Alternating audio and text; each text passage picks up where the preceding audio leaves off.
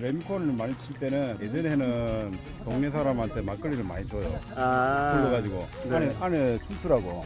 설계사무소 직원분들이 그러더라고요. 원래 계약을 하고 나면 갑과 을이 바뀐다고. 안녕하세요. 전라도 장성 태어나서 처음 와봤는데요.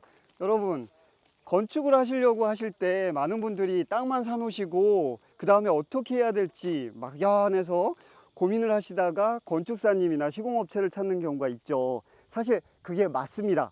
그 막연할 때 건축사님이나 시공업체를 만나서 집을 어떻게 지을지에 대한 이야기가 되고 그 다음에 땅을 어떻게 거기에 맞게끔 어떻게 땅을 정리를 해야 될지를 정하는 게 맞는데요. 땅을 사놓으면 또 부동산을 통해서나 아니면 지인들 통해서 이게 토목공사를 먼저 해도 된다고 이야기를 해서 그냥 일단 땅부터 정리를 하고 그 다음에 건축을 하시는 경우가 있습니다. 그러면 완전 낭패를 보는 경우가 생길 수 있는데요. 딱 그 케이스, 지금 오늘 여기 전라도 장성에 그 케이스가 있어서 여러분들한테 주의보 한번 발령해 드리려고 장성까지 날라와 봤습니다. 어떤 사연이 있는지 들어보고요. 여러분들께서는 토목공사에 대한 피해를 안 보시려면 또 어떻게 하셔야 되는지 한번 알려드리도록 하겠습니다. 자, 가보죠. 안녕하세요, 소장님. 아, 예. 안녕하세요. 연합건축 토목소장입니다. 장성까지 오시게 됐는데 예. 여기는 또 다른 현장이랑 다르게 또 특별한 사연이 있다고 들었습니다. 보통 누가 시공을 하다가 중간에 이렇게 맞는 거 싫어하잖아요. 토목공사도 그런 부분이 있을 것 같아요. 아, 그렇죠. 제일 화가 나고 짜증나는 게 제 시공인데 남이 해놓은 공사는 공사 자체를 보는 게 아니고 그 사람의 마음을 읽어봐야 되거든요. 그 사람이 왜 이렇게 진행을 했을까? 그 다음 수순이 뭐였는지 내가 알아야 돼. 그걸 모르는 순간 내 공사가 엉망이 되어버리는 거야. 그래서 그분의 생각과 내 생각을 타협하는 게 제일 힘들고, 실례로 자기 공사를 계속 한다고 하고 배관 자체를 건축주도 모르게 빼놨단 말입니다. 그럼 나는 그것도 몰라, 건축주도 몰라. 우리는 또 도면대로 일이 하다 보니까 온갖 수도를 좀 다 끌어먹을 수 있어요. 일관되게 내가 처음부터 손을 대었으면 내 머릿속에 지금 도면이 다 들어있거든요. 그러면 토목공사 여기 오셨을 때 이제 여기를 맡기로 하셔서 와 보셨을 때 뭐가 가장 큰 문제였던가요? 제일 큰 문제는 이게 늪이었어요. 이게 땅 자체를 보면은 이 마사토하고 항토하고 이게 섞여 있어요. 건축주님이 뭘 했냐 하면은 국유지책으로 네. 부직포를 처음 다 깔아놓은 거예요. 아, 그래서 제일 먼저 한 것이 그걸 내가 걷어내는 거였어요. 그게 조금이라도 남아 있으면은 어느 곳이 집이 될지 어느 곳이 밭이 될지 몰라. 그렇죠. 예. 역시 소장님 꼼꼼하시다는 얘기는 들었지만 지저분한 걸 애초에 좀 다 없애버려야 돼요. 그럼 그런 이제 땅 형질에 대한 부분 말고 토목공사적인 측면에서 애초 설계보다 잘못되어 있던 거는 어떤 게? 저 보강토 있죠? 네. 저 보강토가 원래는 조어서 끝나가지고 요렇게 돌아야 돼요. 돌아야 되는데 이까지 쌓여져 있더라고. 아, 그럼 여기 오셔갖고서 여기 철거를 또 하신 거네요. 요 자체도 진입로도 지금 조경석 산안 상단으로 이 길이 바로 올라가야 돼요. 근데 지금 그 전에 업자는 지금도 내가 많이 밖으로 냈지만 저 안까지 길이 들어가 있는 거예요. 아이고, 그러면은 땅을 엄청 많이 잃어버린 거네요. 저기 보이는 예. 저축돼 있는 데까지 경사가 조금 있어야 되고 그 위에가 다 진짜 쓸 수 있는 땅이어야 되는데. 그렇죠. 자, 그러면 연합건축에서는 네. 공장에서 직접 강화 경량 철골로 방제 건축을 모토로 해갖고 이렇게 튼튼한 집을 지어 주시잖아요. 예. 근데 그 전 단계에서 방제 건축의 또 핵심 중에 하나가 내진 설계고 그러려면 또 기초도 튼튼해야 되고 토목공사까지도 어느 정도 이 기초랑 연계가 되는 그런 시공 내용이기 때문에 소장님이 또 토목을 맡아서 이렇게 직접 진행을 하고 계시다고 들었어요. 예. 예비 건축주가 어떤 단계에서 토목공사에 대한 걸 인지를 하고 이게 진행을 해야 되는지 한 말씀 부탁드릴게요. 예비 건축주분들 제가 뭐 감히 말씀을 드린다면은 땅의 활용도는 무궁무진해요. 그러니까 건축을 어떻게 지어야 되겠다고 일단 머릿속에 생각을 하고 네. 그 다음에 건축 설계가 먼저 나오고 그 건물을 이 방향인지 저 방향인지 앉혀봐야 그 짜투리 땅이 어떻게 나올 것인가 네. 나오니까 그 그쵸. 땅의 활용도가 그만큼 허실이 없다는 얘기죠. 그쵸. 그게 기본이에요. 무턱대고 땅 샀으니까 땅부터 좀 정리를 해놓고 그 다음에 그 위에 어떻게 앉힐지 고민하자 이렇게 가면 오히려 돈이 더 들어갈 수도 있다. 예, 그걸 좀 알았으면 좋겠어요. 그래서 예. 미리 예. 정확하게 계획된 대로 실시할 수 그렇죠. 있도록 건축 도면부터 먼저 그리고 그 다음에 토목 설계도 진행을 하고 그 토목 설계에 맞게 또 시공을 잘해줄 수 있는 토목공사 업체를 선정해야 되는데 연합건축에서는 소장님이 토목공사까지 맡아서 또 진행을 해주시고 계신 거죠. 그렇죠. 오늘 장성까지 와서 지금 길 이렇게 포장하는 거 모습 보니까 이제 곧 요거 양성되면은 집이 설치된다고 들었습니다. 잘 마무리 부탁드리고요. 네. 오늘 말씀 주셔서 감사합니다. 예. 소장님, 지금 땡볕인데 예. 이런 날 타설할 때 혹시 주의점? 뭐 딴 건 없고 네. 지하물이 날고 기는 기술자라도 네. 타설하고 나서 비닐을 저렇게 뜯지 않으면은 금이 갈 수밖에 없어요. 아, 그래서 지금 전체를 다 저렇게 예, 예. 덮고 있군요. 예, 네. 타설하고 나서 조금 있다가 네. 안에 부글부글 끓어요. 음. 레미콘 자체가 네. 온도가 많이 올라가면 물기를 좀 다 빨아들여. 논이 물이 없으면은 거북등처럼 갈라지듯이 이것도 물이 없으면 갈라져요. 자, 그럼 한여름에 자기 땅에 직접 해보려고 하는 분들 계세요. 예. 직접 하시려고 하시는 분들한테 이제 참고가 되게 이렇게 그냥 흙바닥에다가 그냥 바로 칠 때 타설 두께 어느 정도에 그리고 콘크리트 강도랑 이런 거 한번 조언 주시면 좋을 것 같습니다. 저 다다익선입니다. 다다익선. 예, 많으면 많을수록 두꺼우면 좋고. 두꺼울수록 좋은데 그렇지. 그건 예. 돈이 많이 들어가잖아요. 그렇지. 근데 얇아도 되는 게 네. 우리가 여기에 밑에도 비닐을 덮어요. 깔아요. 바닥에 이미 비닐 한번 예, 쳤군요. 예. 레미콘이 두껍다고 이 강한 건 아니에요.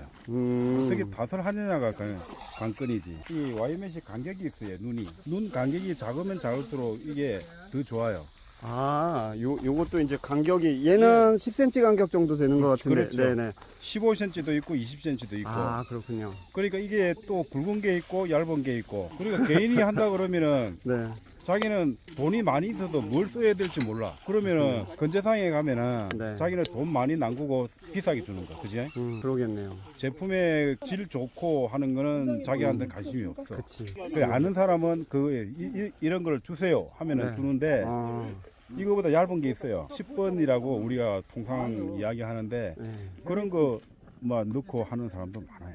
그러니까 10번 와이어메시는 그거보다 조금 더 좋은 걸 치는 게 좋겠다. 이제 숫자가 오르면 오를수록 네. 이 가늘기가 얇다는 얘기거든. 아, 그럼 낮은 게 좋은 거네요. 그렇지. 그래. 보통 치는 게 네. 뭐 한 6번에서 8번 정도. 그 정도만 쳐주면 괜찮아요. 그 이 사후 처리가 이분들이 오늘 일을 참 잘하시는데 네.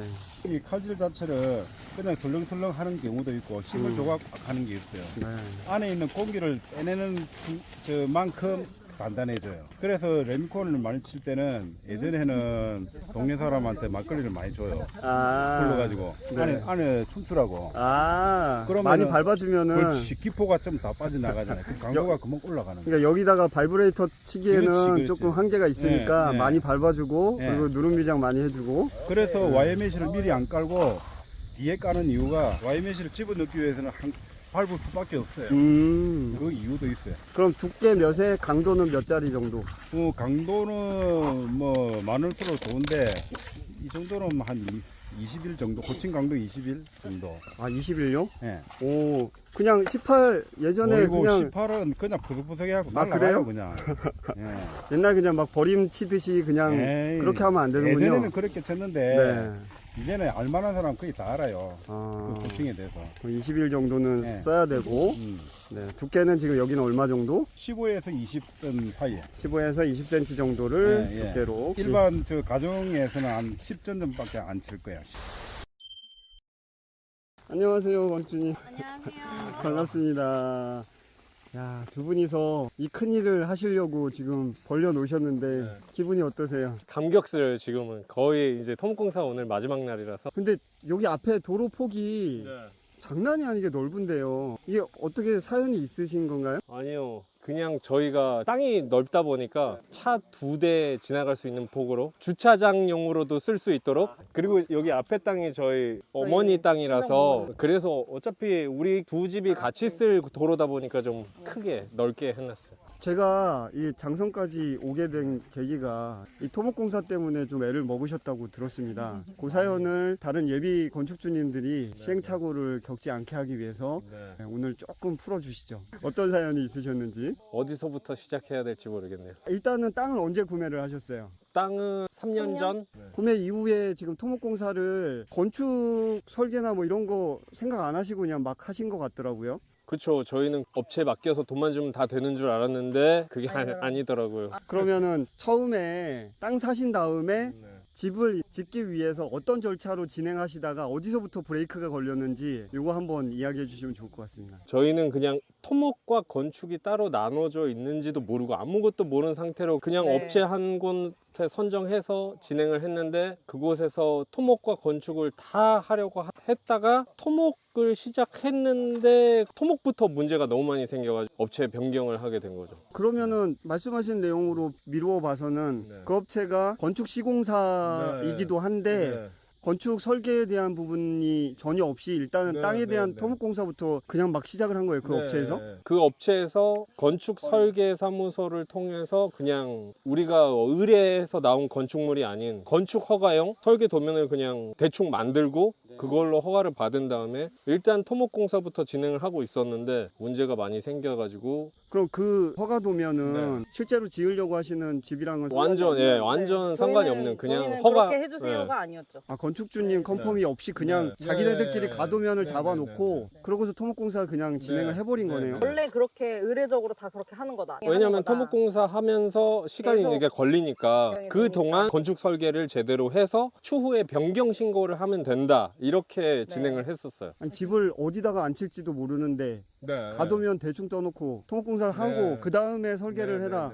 이거 그냥 들어도 말이 안 되는데 아니, 그리고 우리가 뭐 전문가가 아닌데 모두가 이렇게 한다. 원래 이런 방식으로 절차가 이렇다 이러니까 그 심정 제가 7년 전에 겪어봐서 압니다. 그럼 이제 토목공사를 진행하면서 결정적으로 아 이건 아니다 싶어갖고 스톱하시게 된 그 계기가 어디부터인가요? 일단 기초 토목이 설계대로 이루어지지 않았어요. 예를 들면 저 뒤에 옹벽이 길게 쳐져 있는데 그게 원래 역 L자 옹벽? 그런데 역 L로 시공이 안 됐어요. L자가 아니라 그냥 O자? 토목공사 비용은 어쨌든 초반에 토목공사가 시작되기 전에 공사 비용에 대한 안내는 받으셨을 거 아니에요? 근데 그 공사 비용이 건축 비용까지 포함된 금액이었어가지고 그러면은 어느 부분까지가 토목공사 비용이고 어느 부분까지가 건축인지에 대한 경계가 좀 애매한 견적서를 받으셨을 수 그쵸. 그 견적서의 부분에도 다른 예비 건축주님들께서 좀 제대로 검토하시길 바라는데 저희는 그냥 대충 적혀진 견적서라고 해야 할까요? 뭐 세부적인 내용이 없는 견적서를 받았는데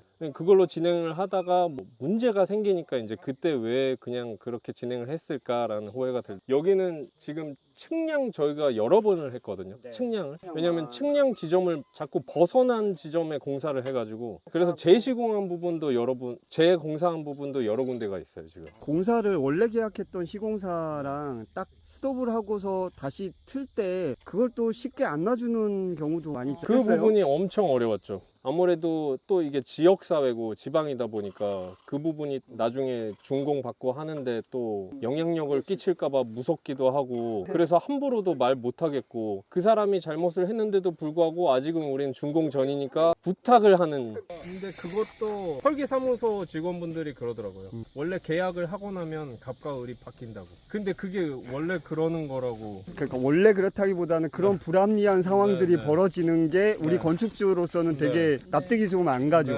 지금 스톱하시고서 한동안 텀이 있으셨을 거 아니에요? 그 기간 동안에 많이 알아보셨을 텐데 연합건축은 어떻게 결정을 하시게 되셨어요? 유튜브를 보고 네.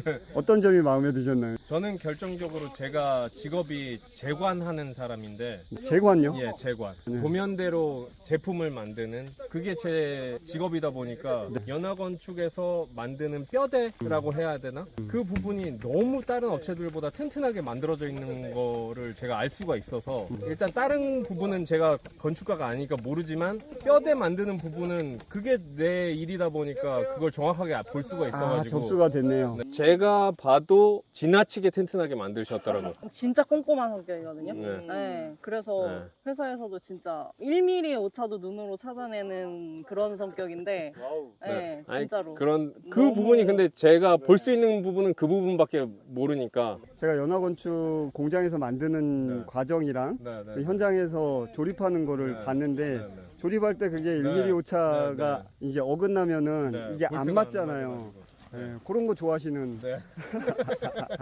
그런 부분에 있어 연화건축이 아주 큰 장점이 네, 네, 있습니다. 네. 이제 여기 도로 닦은 다음에 이제 다음 과정은 뭘 준비하고 계시죠? 이제는 다 끝났죠. 연화건축에서 공장에서 만들어진 저희 저희 집만 크레인으로 가져와서 설치하면 끝나는. 와 기대되는데요. 저희도요. 여기 또 연화건축 네. 토목공사 하시는 소장님께서 네. 엄청 시공을 잘해주셨는지 네. 칭찬해 주실 게 있다고 아, 들었습니다. 네네네. 우리 소장님. 그냥 생각만 해도 즐거우신가요? 아, 네, 네. 다행입니다. 네, 소장님이 진짜 저희가 생각지도 못하는 부분까지 다 신경 써주셔서 원래 음. 기본 설계에 네. 들어있지 않았던 부분까지 네. 추가로 네. 어. 이런 다, 건 이렇게 하는 게 좋다. 이런 게 있으면 좋다 네네. 하는 부분까지 다 일러주셔가지고 네. 하는 김에 해야 저렴하게 네, 할 수 맞아요, 있다. 맞아요. 그리고 하나하나 되게 설명을 잘해주세요. 네. 그러니까 보통 토목공사 해주시면은 이렇게 그냥 너네들은 모른다는 식으로 뭐 이렇게 그냥 말씀을 제대로 안 해주시거나 임의로 하시거나 하는데 우리 소장님께서는 하나하나 다 차근차근 다 설명해 주시고 너무 좋았어요. 10년 뒤를 바라보시고 저희한테 말씀을 네. 해주시니까 원래 기본 설계되어 있던 것보다 늘어난 게 엄청 많은데 근데 그게 다 저희를 위해서 말씀해 주셔서 추가를 하고 또 저렴한 비용으로 추가를 한 거니까 너무 고맙죠.